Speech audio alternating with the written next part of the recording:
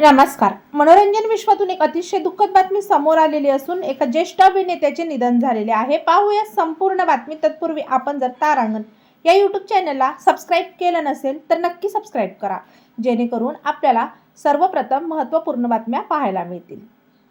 मनोरंजन विश्वातून एक दुःखद बातमी समोर आलेली असून ज्येष्ठ अभिनेते सुनील थापा यांचे निधन झालेले आहे. वयाच्या 68व्या वर्षी त्यांनी या जगातून अखेरचा निरोप घेतलेला आहे. सुनील थापा यांना बेशुद्ध अवस्थेत रुग्णालयात दाखल करण्यात आले होते. त्यांची प्रकृती अचानक बिघडली होती. त्यांना तात्काळ रुग्णालयात दाखल केले, मात्र उपचारादरम्यानच त्यांची प्राणज्योत मालवली. सुनील थापा यांनी आपल्या अभिनय कारकिर्दीत अनेक बॉलिवूड चित्रपट आणि वेब सिरीजमध्ये प्रमुख भूमिका साकारल्या होत्या. त्यांच्या भूमिकांना प्रेक्षकांकडून भरभरून प्रतिसाद मिळाला होता. त्यांनी अनेक दशकांपासून नेपाळी, बॉलिवूड आणि भोजपुरी चित्रपटांमध्ये काम केले. आतापर्यंत 300हून अधिक चित्रपटांमध्ये त्यांनी महत्त्वाच्या भूमिका साकारलेल्या आहेत. चिनो या चित्रपटातील राते कैला या चित्रपटामुळे त्यांना प्रसिद्धी मिळाली. या चित्रपटात त्यांनी खलनायकाची व्यक्तिरेखा साकारलेली होती. सुनील थापा यांनी वेब सिरीजमध्ये काम केले. मेरी कॉम आणि द फॅमिली मॅन या चित्रपटामध्ये त्यांनी महत्त्वाची भूमिका साकारली होती.